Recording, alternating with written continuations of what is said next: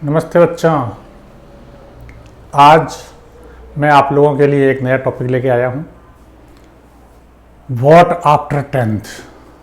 बच्चों, अभी आप लोगों के टेंथ के एग्ज़ाम्स हुए हैं, कुछ जगह अभी तक और होने भी है, जो लॉकडाउन के कारण रह गए थे एग्ज़ाम्स होने भी है। परंतु जैसे ही ये एग्ज़ाम्स पूरे हो जाएंगे, आप लोगों के सामने एक प्रश्न आएगा, अब आगे क्या? What after tenth. बहुत मुश्किल सवाल है। जितना आपको टेंथ अध्ययन करने में, जितना आपको टेंथ क्लास के सारे सब्जेक्ट अध्ययन करने में जितनी मेहनत नहीं करनी पड़ी आपको, उससे कहीं ज़्यादा मेहनत का समय है ये तय करने के लिए कि व्हाट आफ्टर टेंथ। क्यों?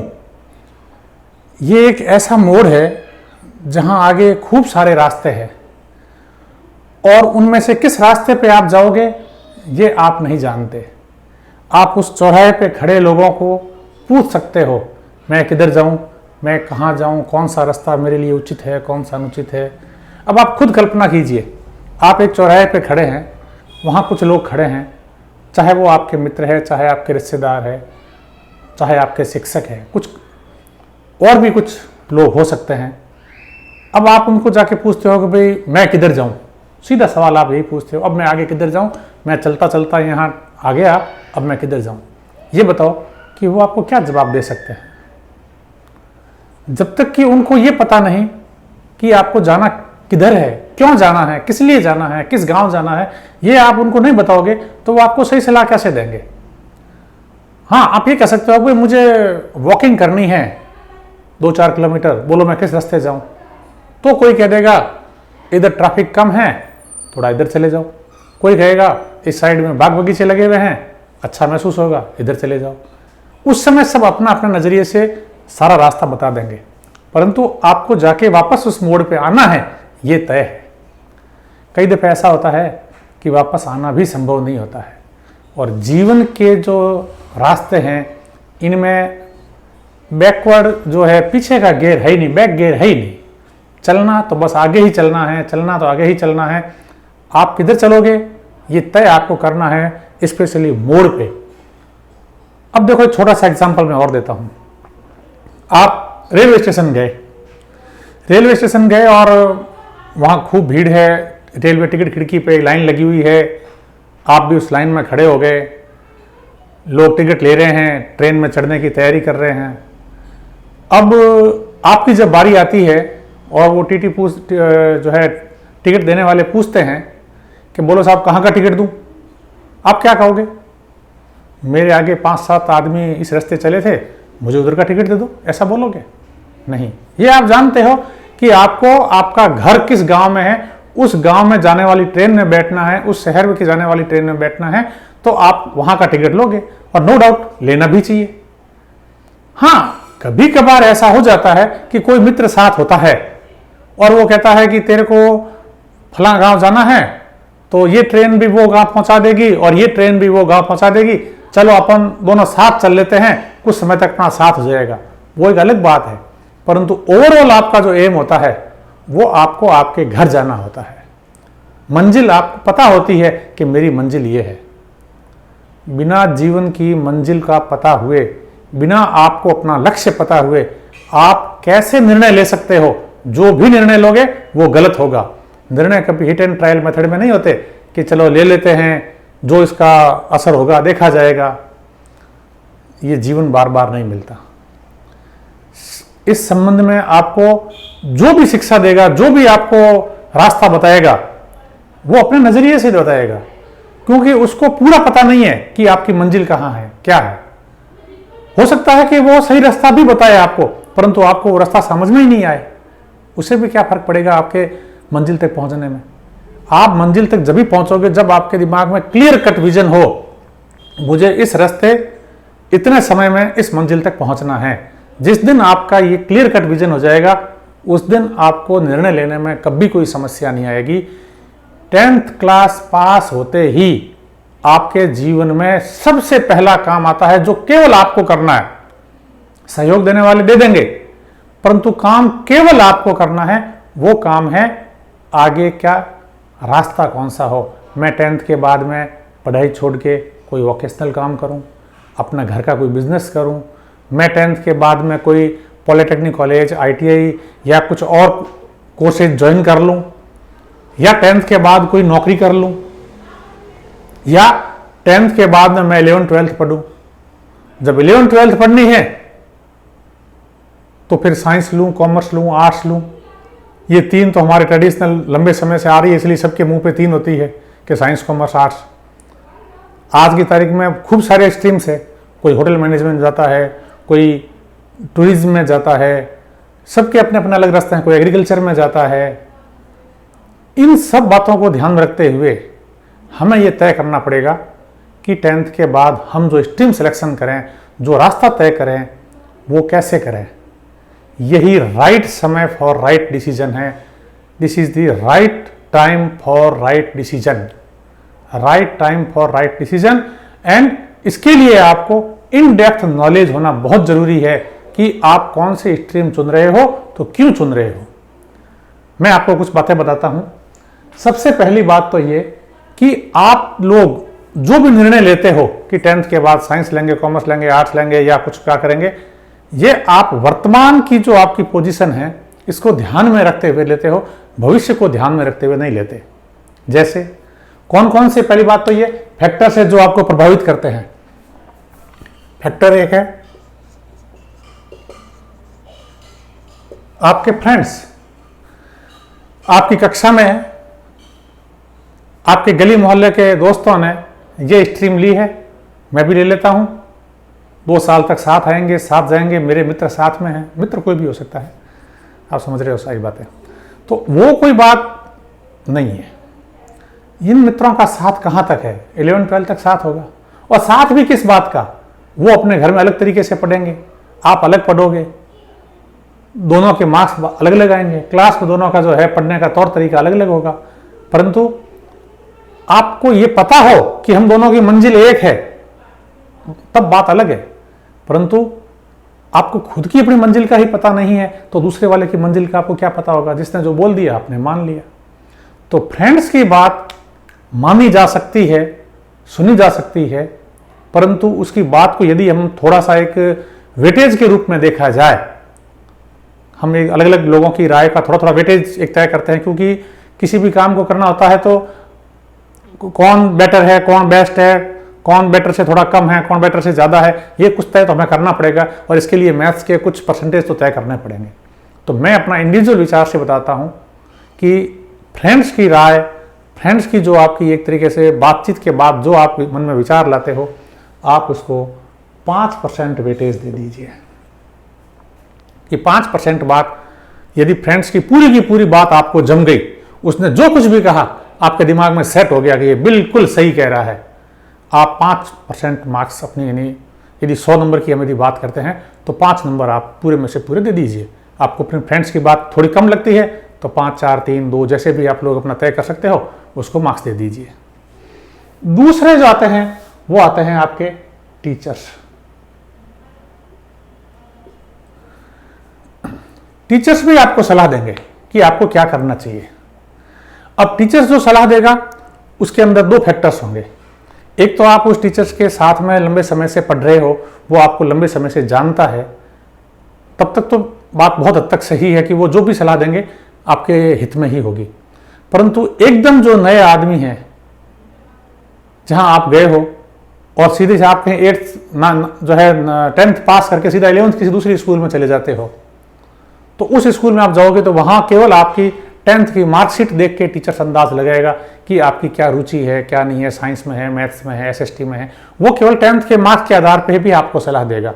हो सकता है कुछ सवाल भी आपसे पूछ ले, उस समय आप सवालों के जवाब भी बनावटी दे सकते हो, कोई बड़ी बात नहीं है, क्योंकि आज का बच्चा बहुत इंटेलिजेंट है। वो 2 मिनट में भाप लेता है कि सामने वाला क्या कहना चाहता है या क्या सुनना चाहता है, उसके हिसाब से अपने उत्तरों को अपने जो मन में जो है उसको चेंज करके पेश कर सकता है। कई दफ़े सुनने में ऐसी बातें आती है जो गलत है, नहीं होनी चाहिए, परंतु सुनने में आती है कि आपके 10th के मार्क्स कम आ गए।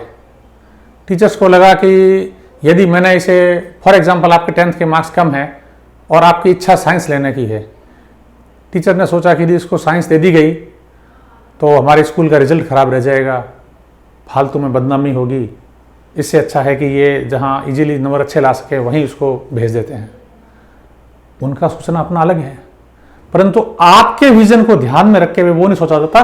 वो सोचा जाता है उस संस्था के या उस व्यक्तिगत अपने अध्यापक के अपने कैरियर को देखते हुए, ये तो गलत है। फिर भी टीचर जो आपको सलाह देगा आपके 10th के मार्क्स के आधार पे आपसे बातचीत करके, वो बहुत हद तक वैल्यूएबल होगी। निश्चित रूप से उसकी बात में दम होगा। और यदि आप अपने टीचर की बात से 100% सहमत हो जाते हैं कि इन्होंने जो कहा है वो फाइनल है, इन्होंने कहा है कि साइंस लेनी है तो बस लेनी ही है, यदि आप इतने सहमत हो गए तो आप 10% मार्क्स दे दीजिए कि भाई टीचर्स की बात को हमने पूरी मान ली, 10% वेटेज आप उनको दे दीजिए। इसके बाद आती है बारी पेरेंट्स की।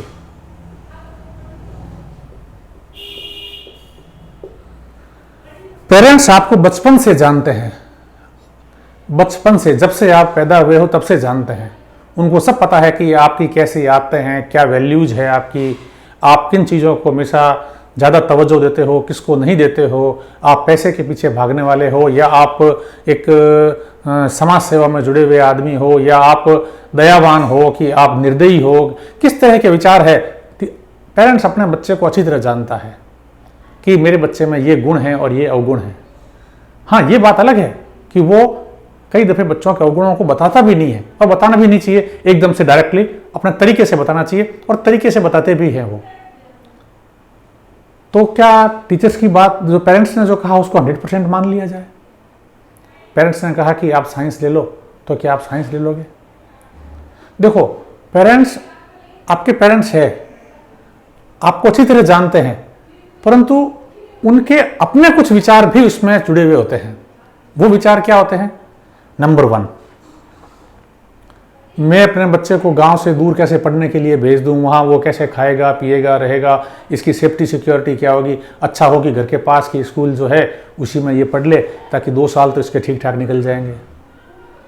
पेरेंट्स ये भी सोचता है कि मेरे को बचपन में सुविधाएं नहीं मिली थी, मैं डॉक्टर बनना चाहता था परंतु मुझे तो सुविधा मिली नहीं, मैं अपने बच्चे को सुविधा दूंगा, डॉक्टर बना दूंगा। सपना पेरेंट्स का पूरा कर रहे हैं बच्चों से, या इंजीनियर या IAS वगैरह कुछ भी। तीसरा, पेरेंट्स को कुछ पता ही नहीं है कि क्या कैरियर होता है क्या नहीं, तो वो केवल अपने बच्चे से प्रेम करता है। वो इतना जानता है कि मेरा बच्चा सुखी रहे और बहुत अच्छा पढ़े, उसको किसी तरह की परेशानी नहीं हो, और उसके एवज में उसकी अपनी फाइनेंशियल पोजीशन को भी वो देखता है कि मैं कितना इस पर खर्च कर सकता हूँ, इसको बाहर की दुनिया के कितने संसाधन पढ़ाई से संबंधित उपलब्ध करवा सकता हूँ। यानी कि पेरेंट्स अपने बच्चे के हमेशा हित का सोचता है, परंतु उस हित के सोचने के साथ साथ उसके जीवन की कुछ ऐसी कमियां, चाहे उसके अंदर नॉलेज की कमी हो सकता है पेरेंट्स अनपढ़ हो, या उसके पास आर्थिक तंगी हो, कुछ भी हो, या उसको नॉलेज ही नहीं हो कि ऐसे कौन कौन सी संस्थाएं हैं जहां कम पैसे में बहुत अच्छी पढ़ाई हो सकती है, घर से दूर रह के भी बहुत अच्छी पढ़ाई हो सकती है। हो सकता है उसे नॉलेज भी नहीं हो, नॉलेज की भी कमी हो। फिर भी ओवरऑल यदि बात कही जाए तो पेरेंट्स की बात सबसे सर्वोत्तम होती है, क्योंकि वो बच्चे का अहित कभी नहीं चाहते हैं। उनके अनजाने में उसका अहित हो जाए वो एक अलग बात है, परंतु अपने फायदे के लिए वो कभी बच्चे का अहित नहीं करते हैं। तो यदि आप पेरेंट्स की बात से पूर्ण रूप से सहमत है तो आप उसको, पेरेंट्स को 15% वेटेज दे दीजिए कि पेरेंट्स की बात से मैं सहमत हूं, मैंने 15% वेटेज दे दिया। अब बचा पीछे 70% वेटेज। ये 70% वेटेज जो है ये आपको देना है इंडिविजुअल का।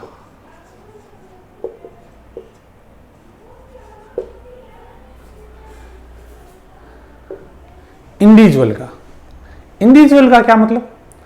आपको खुद को कुछ प्रश्न पूछने हैं और उन प्रश्नों का उत्तर लेना है, और आप अपने प्रश्नों से कितने सेटिस्फाइड होते हैं, स्वयं का ज्ञान करो बैठ के कि मुझे क्या करना चाहिए क्या नहीं करना चाहिए, उसको आप दोगे 70% मार्क्स। अब जब 70% मार्क्स की बात आ गई, तब आता है कि आप अपने आप को कैसे एसेस करो, कैसे पहचानो। आपको अपनी स्ट्रेंथ पहचाननी है, आपको अपनी वीकनेस पहचाननी है, ठीक है। परंतु इससे क्या होगा? तो सबसे पहले आपको जो सोचना है अपनी स्ट्रेंथ और वीकनेस के साथ साथ वो सोचना है कि आपका एम क्या है। आपको अपने जीवन का सबसे पहले तो एम तय करना है कि आपको बनना क्या है।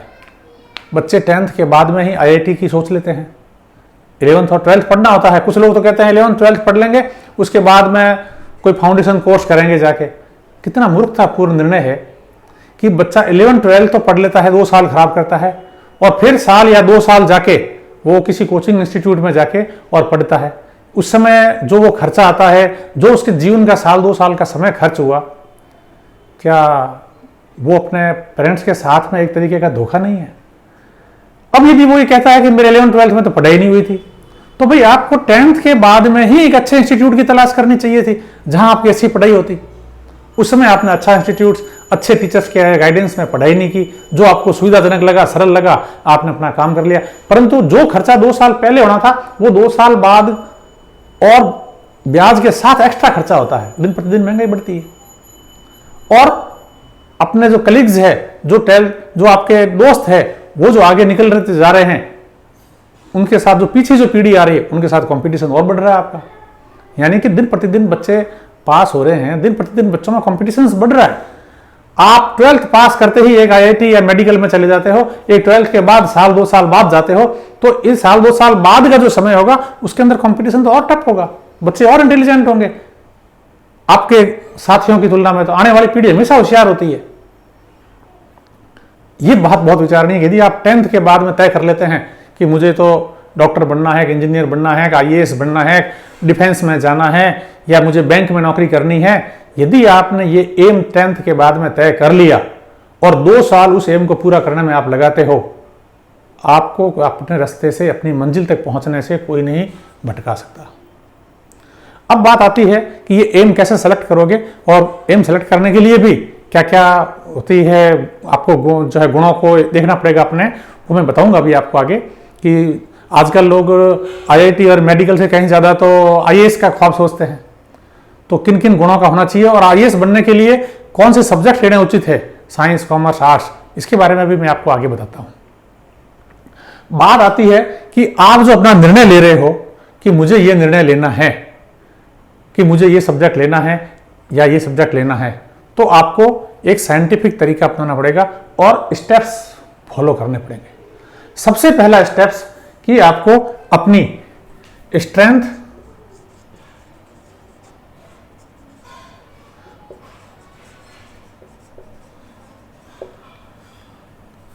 आपको अपनी स्ट्रेंथ और आपकी वीकनेस जो है ये तय करनी पड़ेगी कि आपकी क्या क्या स्ट्रेंथ है, आपकी क्या वीकनेस है, आपकी क्या एबिलिटी है, आपका क्या इंटरेस्ट है, आपका क्या इंटरेस्ट है और आपकी क्या वैल्यूज है। ये सब आपको तय करनी पड़ेगी। जब आप अपनी वैल्यूज, अपना इंटरेस्ट, अपनी एबिलिटी, अपनी स्ट्रेंथ जितनी भी है और आप जो है अपनी वीकनेस, आपकी स्किल क्या है, आपको अपनी स्किल भी देखनी पड़ेगी कि मेरे में ये स्किल है।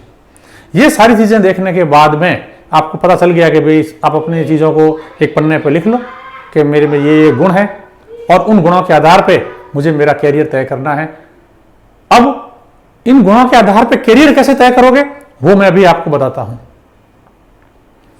सबसे पहले तो अपने सारे जो आपकी एबिलिटीज है या जो आपकी कमजोरी है वो आप सब लिख लीजिए गौर से सोच के। ये दूसरा कोई नहीं बताएगा, किसी को पूछने मत जाना कि मेरे में क्या गुण है क्या दुर्गुण है, आप खुद ही अपना सोच लेना। जैसे आप सोचने बैठे कि मैं रोज के 7-8 घंटे पढ़ सकता हूँ, किसी को पूछने की ज़रूरत नहीं है कि आप अपने कमरे में आज तक पढ़ते आए हैं, बैठते हैं, क्या आपकी सिटिंग पावर इतनी है।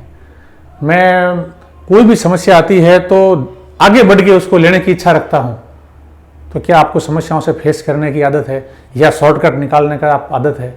ये सारी चीज़ें आपको सोचनी पड़ेगी बैठ के, आपके क्या गुण हैं और क्या आपके दुर्गुण हैं, ये दूसरा कोई नहीं बताएगा।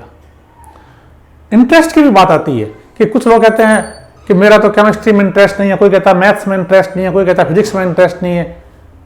तो इंटरेस्ट किस में है कि इंटरेस्ट मेरा हिस्ट्री में है, तुमने पढ़ी कौन कौन सी किताबें? मैंने तो चारों ही नहीं पढ़ी, ना मैंने हिस्ट्री पढ़ी, ना फिजिक्स पढ़ी, ना केमिस्ट्री पढ़ी, ना आर्ट्स पढ़ी। तो नहीं नहीं, मैंने हिस्ट्री तो पढ़ी, मैंने 10th तक। तो क्या 10th तक की हिस्ट्री ही आगे की सारी हिस्ट्री है? जितना लेवल आगे की पढ़ाई का 10th में हिस्ट्री का है, उतना ही लेवल मैथ्स का, फिजिक्स का, केमिस्ट्री का है। सबका वेटेज अपना अपना बराबर होता है। ऐसा नहीं है कि 10th की जो है हिस्ट्री तो आगे पूरी ग्रेजुएशन तक की आपके 10th में ही डाल दी, ऐसा तो है नहीं। फिर क्या किया जाए? तो आप जब अपने सारे ये गुण सारे इकट्ठे कर लेते हो मन से, ऐसा नहीं है कि जैसे मैंने अभी कहा आपको कि मेरे को ये सब्जेक्ट भारी लगता है, हो सकता है वो भारी इसलिए लग रहा हो आपने उस क्लास में जो है पूरी अटेंडेंस नहीं दी हो अपनी, हो सकता है कि पढ़ाने वाले टीचर्स और आपके विचार आपस में मिले ना हो तो आपने जो है पढ़ाई में ध्यान ही नहीं दिया हो, कुछ भी हो सकता है कि आपको प्रॉपर किताबें ही नहीं मिली हो। आज की तारीख में सबसे बड़ी समस्या मैंने देखी है कि बच्चों को कौन सी किताब पढ़नी चाहिए वही पता नहीं होती। वो दुकान पे जाते हैं मार्केट में कि हमें फलाने सब्जेक्ट की फलानी गाइड दे दो, वो गाइड ले आता है और क्लास के सभी बच्चे वो गाइड ले आते हैं और कहते हैं कि जो कुछ है नॉलेज यही है। इतनी अच्छी अच्छी कॉन्सेप्ट्स की किताबें मार्केट में मिलती है, वो आम जब तक आप उसका नाम लेके नहीं बोलोगे दुकानदार भी नहीं देता है, क्योंकि उनको तो पैसे कमाने से मतलब है। जहां अच्छा खासा मार्जिन मिलता है वहां वो जो है वो किताबें बेचेंगे। बहुत ही सोचने वाली बात है। इसके बाद में जब आप अपनी सारी स्ट्रेंथ और वीकनेस जो है ये ले लेते हो, और एक बात मैं बता दूं, ऐसा कोई सब्जेक्ट नहीं होता है जो बच्चा 10th का बच्चा ये तय कर सके कि मेरे लिए ये भारी है। पढ़ाने वाला और पढ़ने वाला दोनों यदि तय कर ले कि हमें इस सब्जेक्ट को अच्छी तरीके से जो है कवर करवाना है और कवर करना है, तो सब्जेक्ट कभी कोई भारी नहीं होते। हर क्लास के स्टैंडर्ड के अनुसार वो उसके मेंटल लेवल के हिसाब से ही तय किए जाते हैं, वो सिलेबस उसी के अनुसार होता है। इसके बाद आता है कि आपने जब अपनी सारी स्ट्रेंथ वगैरह सारी इकट्ठी कर ली, उसके बाद आप इंफॉर्मेशन इकट्ठे करो अपने कैरियर के बारे में। Gather information about career. आपको क्या कैरियर तय करना है? जैसे आपको तय हुआ कि आपको डॉक्टर बनना है, आपने अपने गुण देखे कि डॉक्टर बनने का गुण। अब अपन लोग क्या देखते हैं, कई दफे देखते हैं बाहर की दुनिया देखते हैं, एक डॉक्टर का बहुत बड़ा सा बंगला देख लिया, हाँ ये डॉक्टर साहब का बंगला बहुत बढ़िया है, मुझे भी डॉक्टर बनना है। दूसरी गली में गया तो किसी इंजीनियर का बहुत बड़ा एक बंगला, कार, गाड़ियां देख ली, तो उसने कहा नहीं नहीं बनना तो इंजीनियर है। फिर आगे गए तो कहीं कलेक्टर साहब की कार के आगे पीछे जो है दूसरी कारें चलती हुई, नहीं नहीं नहीं बनना तो कलेक्टर है। आगे गए तो कहीं नेताजी मंत्री जी घूम रहे थे, उनके ठार देखे, लड़ाई डंडा में देखे, हाँ बनना तो नेता है। ये कोई बात हुई? आपने बस बाहरी जो एक चमक देखी, उस चमक के आधार पर निर्णय ले लिया। ऐसे निर्णय नहीं लिए जाते जीवन के।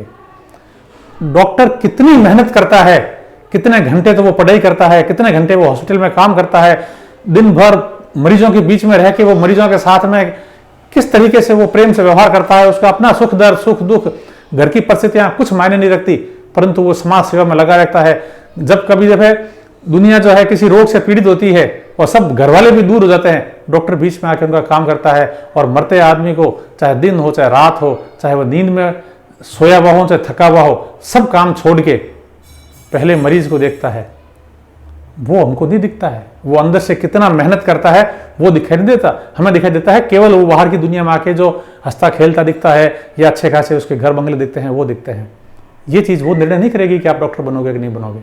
आपको पहले जाके जैसे आप डॉक्टर से ही बात करके आओ, डॉक्टर से ही मिल के आओ, उनसे उनके जीवन शैली के बारे में पूछो कि आप लोगों ने तैयारी की तो कैसे की, आज आपका जीवन क्या है। फिर आप अपने जीवन से मिलाओ कि हाँ मैं इतनी मेहनत कर सकता हूँ, समाज सेवा का मेरा मन में है, मैं इतनी सेवा कर सकता हूँ। ठीक है, ठीक है। जिस तरीके से इंजीनियर्स की बात आती है, हमें दिखता है इंजीनियर्स की बाहर की दुनिया, परंतु वो कितना डेप्थ में पढ़ते हैं, कितने घंटे वो जो है पढ़ते हैं, कितना वो एक ही टॉपिक पे उनकी रातें निकल जाती है पूरी पढ़ने में।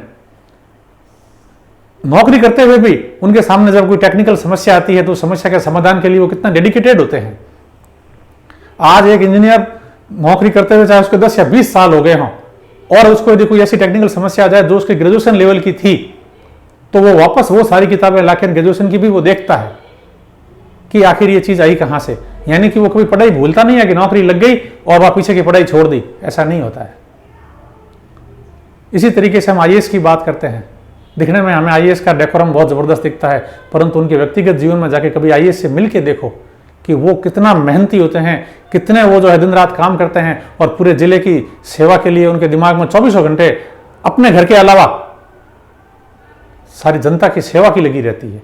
और फिर इतने पढ़े लिखे होशियार होने के बाद उनके ऊपर कितना प्रेशर होता है, वो कितना प्रेशर में जीते हैं, चाहे आईपीएस हो चाहे आईएएस हो। हमें जाके इनकी पूरी स्टडी करनी पड़ेगी कि आखिर हमारे गुण क्या इनके गुणों से मेल खाते हैं। यदि हाँ तो ठीक, और यदि हमें लगता है कि हम तो नहीं, थोड़ा आराम से जीने वाले हैं, हमसे मेहनत नहीं होती, हम आगे बढ़ के समस्या को नहीं देखते, तो फिर अपने उस हिसाब की नौकरियां हर तरह की उपलब्ध है जगत में। जैसी आपकी रुचि वैसा आपको प्रोफेशन मिल जाएगा, बस शर्त है कि आपको आज के जो सैकड़ों तरह के प्रोफेशन है उनको एक्सप्लोर करना है और उनके अंदर आपकी जो रुचि, जो आपकी एबिलिटीज है उसमें उनको फिट करना है। तीसरा टॉपिक आता है इवैल्यूएट योरसेल्फ।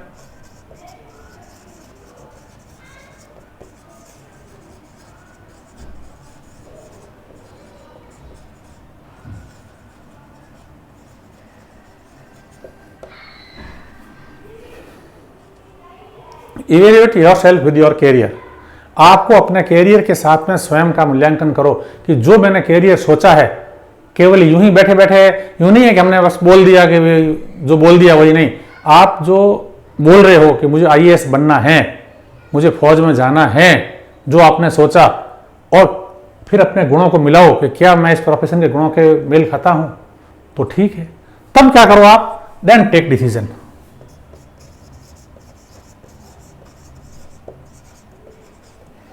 तब आप डिसीजन लो, उससे पहले डिसीजन मत लो। इतना करने के बाद भी संभावना इस बात की हो सकती है, इतना करने के बाद भी संभावना इस बात की हो सकती है कि आपके डिसीजन में कहीं कोई कमी रह गई हो सकता है कि आपने स्वयं को पहचानने में ही गलती कर दी हो।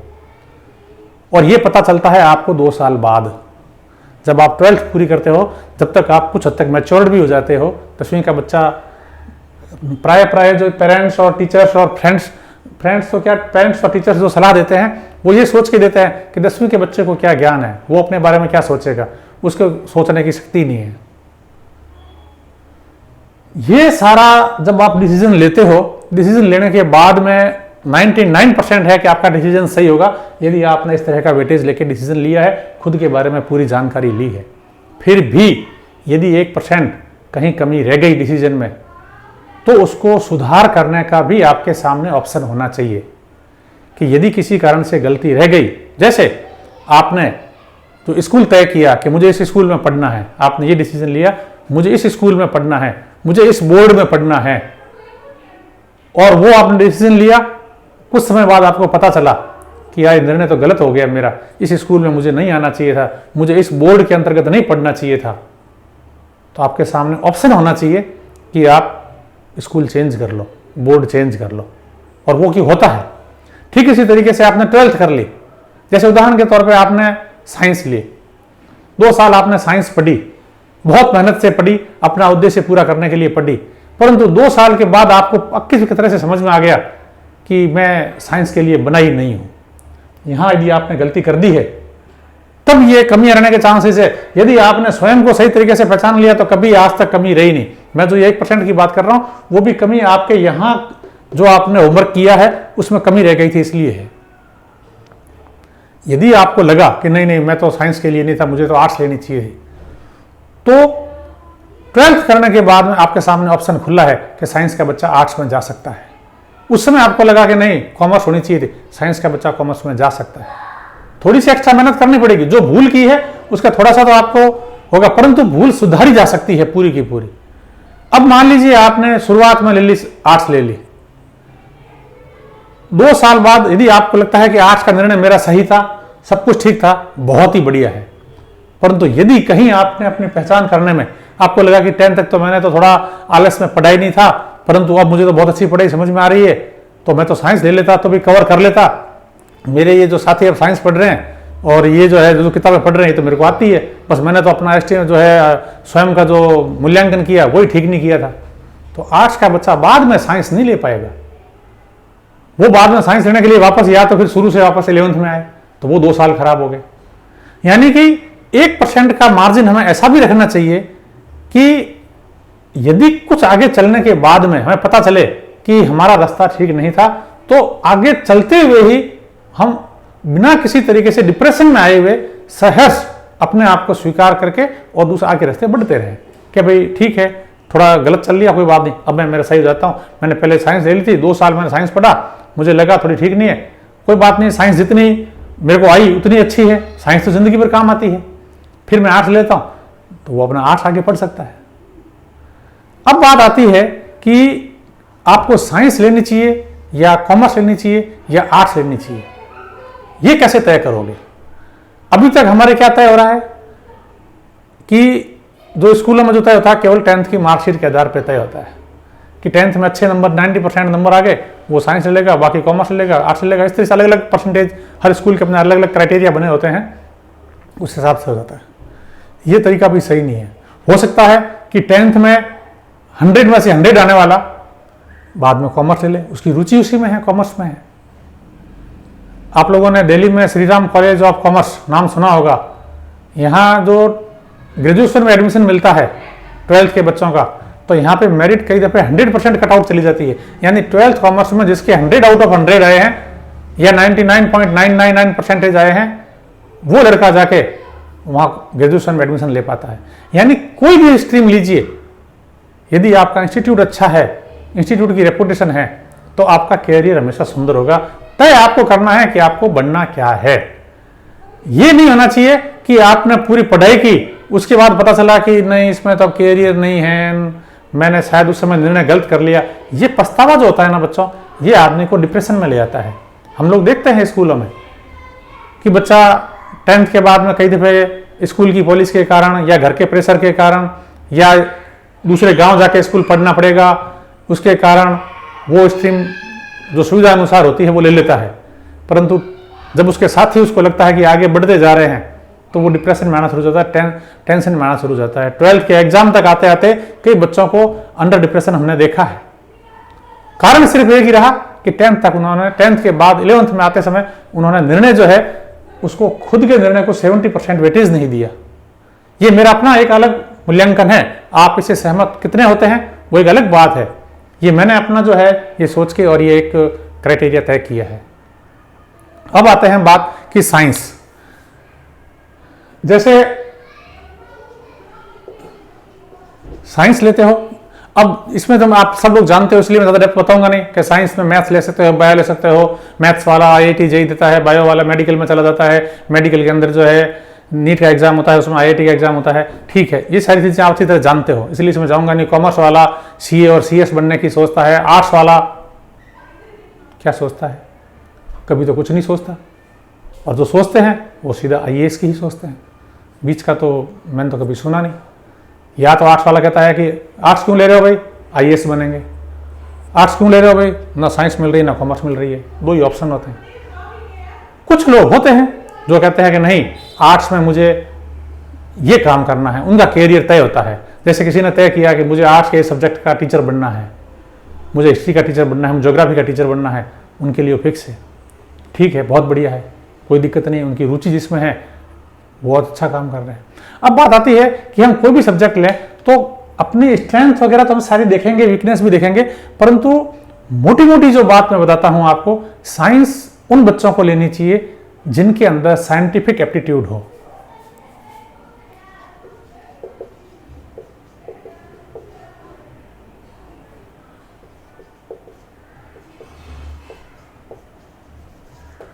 जिनके सोचने का तौर तरीका, जिनकी प्रॉब्लम सॉल्विंग कैपेसिटी जो है एक्सीलेंट हो।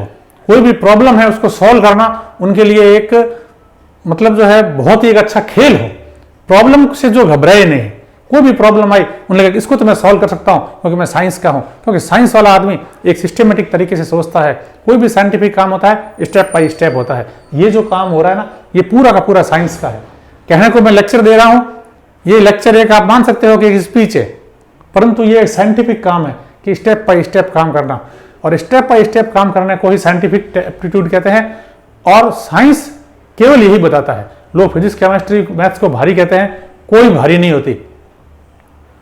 ना फिजिक्स भारी है, ना केमिस्ट्री भारी, ना मैथ्स भारी है। बस पढ़ने वाला पढ़ाने वाला दोनों का कॉम्बिनेशन होना चाहिए। कई दफे दोनों का कॉम्बिनेशन बैठता नहीं है तो सारा मामला बिगड़ जाता है। दोष किसी एक को नहीं दूंगा, दोनों बराबरी के हैं। इसके बाद आता है कॉमर्स। कॉमर्स के अंदर उन बच्चों को आना चाहिए जिनका फाइनेंशियल मैनेजमेंट में, फाइनेंशियल से संबंधित सारी की सारी स्टडी में उनकी रुचि हो। अब पता कैसे चले? कॉमर्स इसलिए नहीं कि साइंस नहीं मिल रही इसलिए कॉमर्स ले, नहीं। हो सकता है कि आप अपनी जो पढ़ाई कर रहे हो आज तक, इसमें आप जो मैगजीन्स पढ़ते हो वो भी आप इकोनॉमिक्स टाइम्स पढ़ते हो, जैसे यानी कि कोई टीवी में बैठे हो चैनल देख रहे हो तो वो भी कॉमर्स से जुड़े हुए देख रहे हो। यानी आप पढ़ाई कर रहे हो परंतु आपके जो पढ़ाई के अलावा जो भी आते हैं, अखबार पढ़ते हो तो अखबार के अंदर जो एडिटोरियल है या और भी कोई चीज जो कि बिजनेस से रिलेटेड है, कॉमर्स से रिलेटेड है, वो आप जानते हो। जो चीजें कोर्स में नहीं है फिर भी बाहर की दुनिया में जो भी कॉमर्स से चीज जुड़ी हुई है वो आप 6ठी से 10वीं तक यदि आपको लग रहा है कि मेरी तो रुचि इसमें, मैं तो इन्हीं को पढ़ रहा हूं, तो आपको कॉमर्स लेने में कोई बुराई नहीं है। केवल 10th आने के बाद में ये कॉमर्स लेके मैं सीए बन जाऊंगा, सीएस बन जाऊंगा, यदि ऐसा भी विचार आया है तो जाके किसी सीए सीएस से मिलो कि भाई आप 100 बच्चे यदि सीए सीएस का एग्जाम देते हैं तो कितने कंप्लीट बन के निकल जाते हैं, एग्जाम में पास बहुत हो जाते हैं, काम शुरू बहुत कर देते हैं। 100 सीए एग्जाम में बैठे, पास हुए और उन्होंने अपना पूरा कोर्स किया, 3 साल 4 साल 5 साल जो भी उनको लगा ट्रेनिंग सहित, वो सारा का सारा टाइम निकाल के और फिर सेटल हुए, वो कितने परसेंटेज है ये आपको देखना पड़ेगा कि भाई कितने लोग इसमें सफल होते हैं। और यदि आप वो 5 6 7 साल की पढ़ाई इतनी मेहनत से करने को राजी हैं तो क्या आज आप साइंस को इसलिए छोड़ रहे हैं कि इसमें मेहनत ज्यादा है? कॉमर्स उसी बच्चे को लेनी चाहिए जिसका कॉमर्स में भयंकर रुचि हो, उस बच्चे को नहीं जो साइंस को भारी समझता है। और कॉमर्स भी विदाउट मैथ्स, कॉमर्स इतनी वैल्यूबल नहीं है, कॉमर्स विद मैथ्स। और जब कॉमर्स विद मैथ्स आपने पढ़ ली तो मैथ्स तो आपने साइंस की पूरी पढ़ ही ली। फिर कॉमर्स इसलिए ली कि मेरी रुचि है, बहुत ही अच्छी बात है। कॉमर्स इसलिए ली कि फिजिक्स नहीं आती है, बहुत ही गलत बात है। ये चीजें सारी सोचने की है कि हमें क्या करना है क्या नहीं करना, यानी कि समस्या से भागना नहीं है। यदि हमारी रुचि है हम उसमें आगे बढ़े। लड़के होते हैं कि 12th में कॉमर्स ली और कोई बनेंगे क्या कि भी बनेंगे हम तो सीए बनेंगे, ठीक है अच्छी बात है। जैसे ही 12th पूरी करते हैं फार्म भर देते हैं किसी एलडीसी का या किसी मतलब जो है छोटी नौकरी का, तो भैया तू आगे ग्रेजुएशन करके सीए बनने की सोच रहा था, तो कि नहीं घर की परिस्थिति ने काम नहीं दिया, साथ नहीं दिया, या कॉमर्स भी भारी लगी। ये निर्णय ठीक नहीं। यदि आपकी घर की परिस्थिति ठीक नहीं है तो आज की तारीख में तो ऐसे ऐसे बहुत से इंस्टीट्यूट्स है जहां निःशुल्क पढ़ाया जाता है, बिना पैसे पढ़ाई की जाती है, बस शर्त है कि आपको टैलेंट होना चाहिए। इवन जरूरत पड़ती है तो गवर्नमेंट लोन दे देती है। पढ़ाई तो आजकल एक तरीके से बहुत ही आसान है, आपके पढ़ने की इच्छा होनी चाहिए, समस्या से भागने की इच्छा नहीं होनी चाहिए। साइंस उस समय लो जब आपके अंदर एक्सीलेंट प्रॉब्लम सॉल्विंग कैपेसिटी हो, कॉमर्स आप उस समय लो जब आपका फाइनेंस रिलेटेड सब चीजों में बहुत रुचि हो, और आर्ट्स आप उस समय लो जब आपका सेल्फ एक्सप्रेशन बहुत ही बढ़िया हो।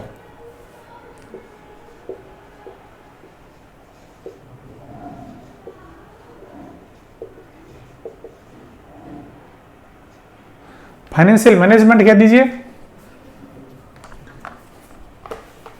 या फिर जो है आप इसको फाइनेंशियल जो है क्वालिटी कह दीजिए। आपकी फाइनेंशियल क्वालिटीज बहुत बढ़िया हो, फाइनेंशियल नॉलेज बहुत बढ़िया हो। और आर्ट्स आप उस समय लीजिए जब आप में सेल्फ एक्सप्रेशन बहुत बढ़िया हो।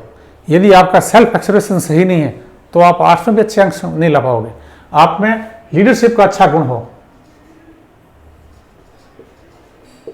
आप में लीडरशिप का अच्छा गुण हो, यदि ये गुण आप में है तो आप आर्ट्स भी लीजिए। केवल इसलिए आर्ट्स लेना कि मुझे कलेक्टर बनना है, साइंस नहीं लेनी है, तो मैं आपको बताता हूं कि आपको क्या क्या समस्याएं आएगी।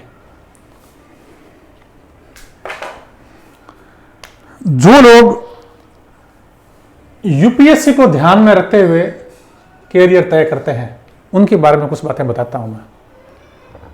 यूपीएससी को लेकर जो तय करते हैं, बाकी तो मैंने आपको जैसे बातें बताई, कुछ आप बहुत कुछ जानते हो, साइंस कॉमर्स आर्ट्स के जो कैरियर्स है उसके बारे में तो जानते हो। मेन बात यही है कि साइंस वाला बच्चा 12th के बाद में आर्ट्स कॉमर्स में ग्रेजुएशन कर सकता है, परंतु दूसरे जो है कॉमर्स आर्ट्स वाले ग्रेजुएशन साइंस में नहीं कर सकते चाह के भी। ठीक है, यूपीएससी की बात करते हैं कि साहब हम तो जो है आईएएस बनेंगे, यूपीएससी देंगे। यूपीएससी के अंदर वे क्यों आर्ट्स के लोग हैं कि यूपीएससी के अंदर जीके का सब्जेक्ट होता है और उसके अंदर जो है बहुत सारे आर्ट्स के बच्चे सेलेक्ट होते हैं और आर्ट्स का सारा सिलेबस कवर हो जाता है। बात तो सही है, कोई गलत नहीं है। तो फिर तो हम साइंटिफिक तरीके से बात करते हैं। यदि हम पिछले कई वर्षों का सबसे पहले एनालिसिस निकालो कि यूपीएससी में बच्चे जो बैठे, पिछले 10 साल का निकाल लो, ज़्यादा पुराना नहीं भी जाए तो पिछले 10 साल का जो एक सारा का सारा निकालो, मैंने देखा है पूरा निकाल के। तो 10 सालों का जो यूपीएससी में जो सिलेक्शन हुआ है उसमें क्या आंकड़े आए हैं, क्या आप जानते हैं? पिछले यदि 10 सालों का यदि आप कभी 19-20 एक आधा सब्जेक्ट ऊपर नीचे होते आया है, परंतु ओवरऑल यदि बात की जाए तो ये तो आपकी बात बिल्कुल सही है कि हमें आर्ट्स के सब्जेक्ट्स लेने चाहिए, क्योंकि यूपीएससी के अंदर आर्ट्स के सब्जेक्ट सबसे अच्छा स्कोरिंग करवाते हैं। बिल्कुल सही बात है, इस चीज को मैं जो है मानता हूं कि यूपीएससी के अंदर आर्ट्स के सब्जेक्ट स्कोरिंग कराते हैं। और ये भी कहते हैं कि 80% जो लोग सेलेक्ट हुए हैं, 80% जो सेलेक्टेड लोग हैं, इनके जो ऑप्शनल सब्जेक्ट्स है वो ह्यूमैनिटीज के हैं। क्या मतलब हुआ? यानी 80% जो लोग आईएएस बने हैं उनके जो ऑप्शनल सब्जेक्ट्स उन्होंने जो आईएएस में लिया था वो आर्ट्स के थे, ह्यूमैनिटीज के थे। यानी geography, history, economics, public ad, law, जितने भी ये 10, 15, 20 सब्जेक्ट्स है, सारे के सारे एक लिस्ट है पूरी यूपीएससी की दी हुई, वो सारे लिस्ट देखो आप, फिर आप अपना तय करो कि क्या है क्या नहीं है। परंतु आपको जान के बहुत आश्चर्य होगा कि 60% जो सेलेक्टेड लोग हैं,